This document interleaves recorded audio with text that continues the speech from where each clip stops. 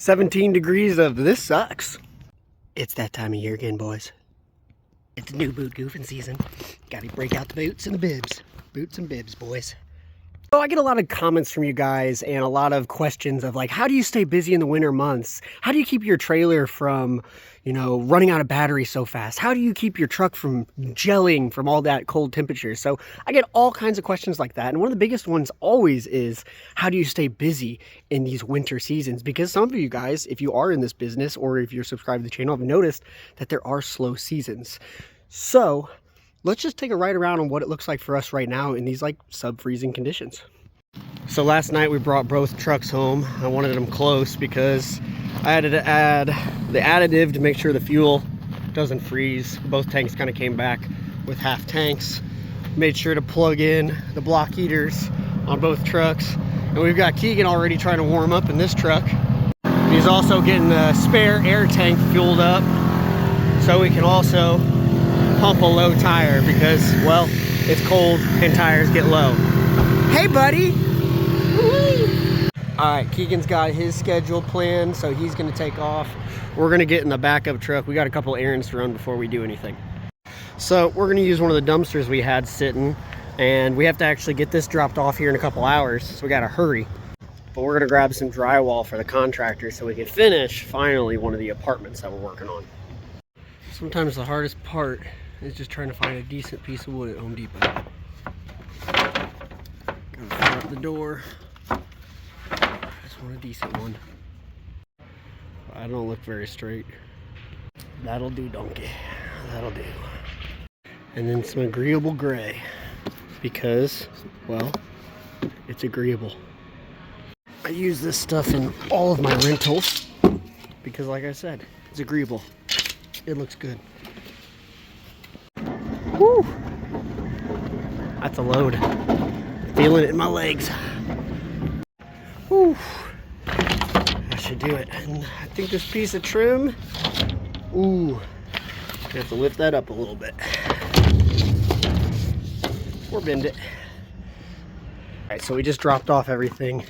That took quite a few loads. These steps, like you've seen in previous episodes, are so sketchy. So we need to replace those. Obviously, this isn't really the time to do it, but we got everything dropped off. We'll step back here and take a look at what the progress looks like. If you remember in one of the previous videos, if you're subscribed to the channel, what that mess of a place looked like. It's cleaning up right now, and I am really starting to love it. But we'll come back to it and see what the contractors get done today. Like I said, we got a quick drop off here, this dumpster we just used, and then we'll go check in to see what Keegan's up to. On the up and up, baby. Boom.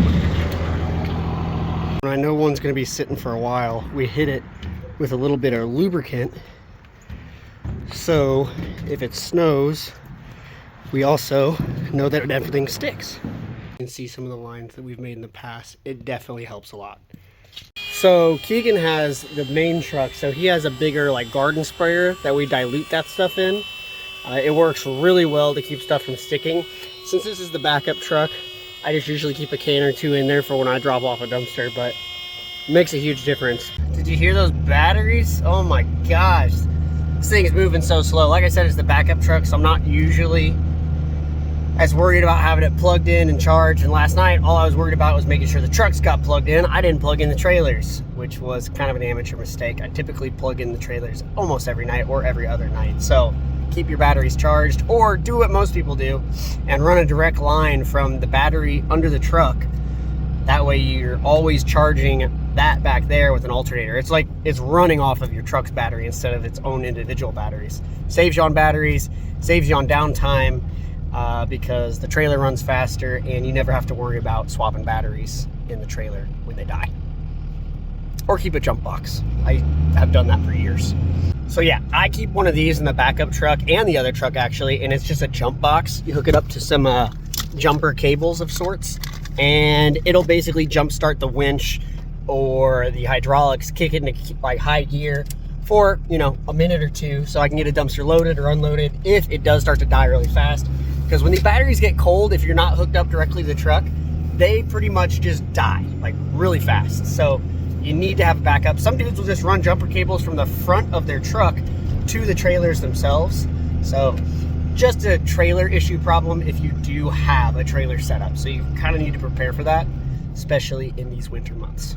So here's a real life situation right here. So as you notice, I now have another dumpster on here. Well, I just switched with Keegan because I was empty, and rather than send him all the way out to my shop that you guys have been to a dozen times if you're on the channel, we're gonna save some time. We did a swap in this parking lot. This used to be an old Shopco. Right now they're burning and turning dumpsters. We are on dumpster, I wanna say that's number 12 or 13 right there, that he's picking up. Then he's gonna bring it right back.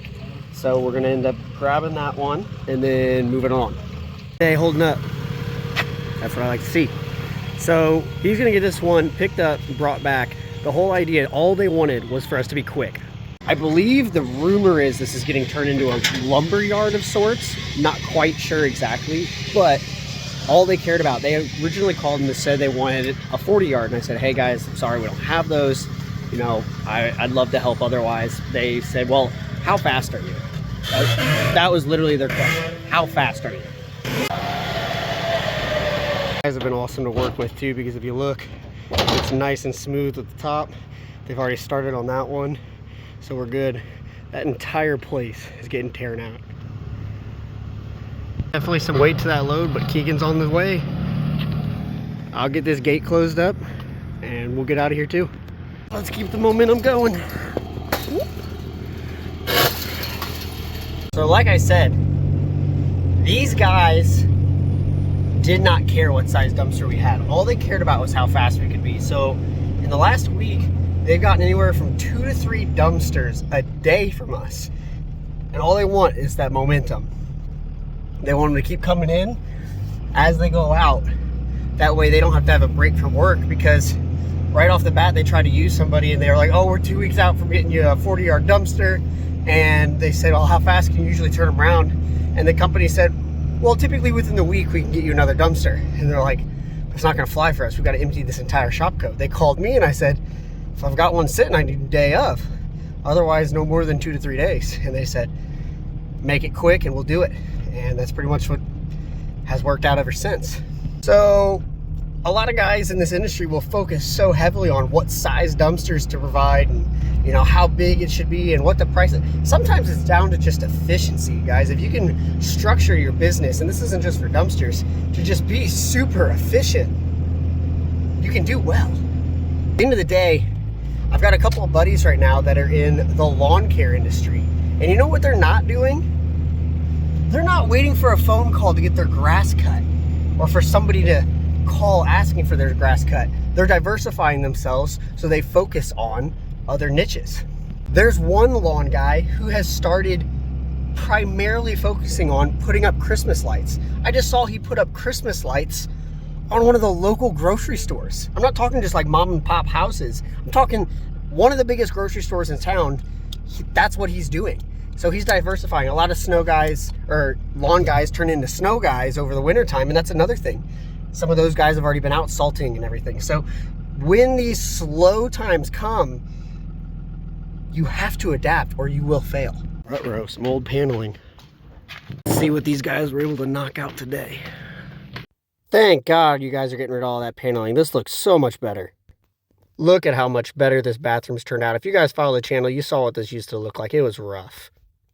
We still got to get this little edge piece on here. They still need to come in, paint, finish up some touch-up work, but this tile and bathroom has just come a long way from the beginning. We're going to stay out of their way, let them keep doing what they're doing. Obviously, a lot of drywall going in. If you are on the channel a lot, you'll notice that this project's taken a little while. My buddy moved in there. He needed a little bit of space. They kind of, you know, stepped away for a few days. Then they went back to working on it, doing the drywall. We made sure he had a shower. That was a big one. A lot of plumbing needed to be repaired in there, so that was taken care of as well. So my buddy has a place that he's now basically camping while he's looking for a house. He just moved from South Carolina, and he literally just needed a place to stay. So he's got a place to stay. I'm getting a little bit of rent for it, and then of course it's also giving me a chance to flip it. All the carpet still needs redone in there, and a lot of other odds and ends, but the big major things are being taken care of, and he's got a place to hang out. So all in all, things are working out. Is this my slow time of the year? No, not right now. Honestly, this has the potential to be one of my busiest months of the year. It's kind of a fluke in a way. Fluke, I just mean it's probably unusual for me to be this busy for November for dumpsters. But dumpsters tend to slow down because of the cold. I usually just adapt, and that's what you have to do if you're in a service-based industry of any sort and you're offering, lawn care or what in the world? Look at this. What is this squirrel doing? It's a bat. This squirrel is acting like a bat. What in the world? Get out of here, you devil squirrel! Get out of here! Oh my gosh, I could have touched him. So where was I? Oh yeah. For me, it's about focusing my attention to things that can make me money year round when these slow times show up, so that there is no slow time for me. So in this case, if you follow the channel, you see the storage that I'm developing. That is a big aspect I'm focusing on in the winter time. Obviously, flipping one of the apartments so that we can raise the rent and of course force equity into the property so we always have more leverage. So there's all kinds of little things that I focus on, but I also make sure to hyper focus on improving my dumpster business in these slower times when I can focus on it. Even though I might want to go do some piddly work here and there, I can also focus on hyper developing my company to be more efficient in these slower times so that I can possibly double or triple my normal revenue through the higher parts of the year because I'm more efficient. So sometimes you have to give a little bit of money up here to make it up later. But in this case right now, I'm not really slowing down. So it's something I am preparing to do, but not having to necessarily focus on yet. So it is a delicate balance, but at the end of the day, my goal is not to have a slow period at all. I would rather it just be like this at all times. That's not always the case for everybody, but you need to start setting yourself up to experience that in your business. So I hope this video helps just one guy just think more critically about how they can level up their business in these slower times of the year and, well, start to see that growth. Hope you guys enjoyed this video. I hope, draw some kind of inspiration, whether that's just to motivate you to start something or to keep grinding through it. So hope to catch you in the next one, and stay tuned. We've got some cool things planned.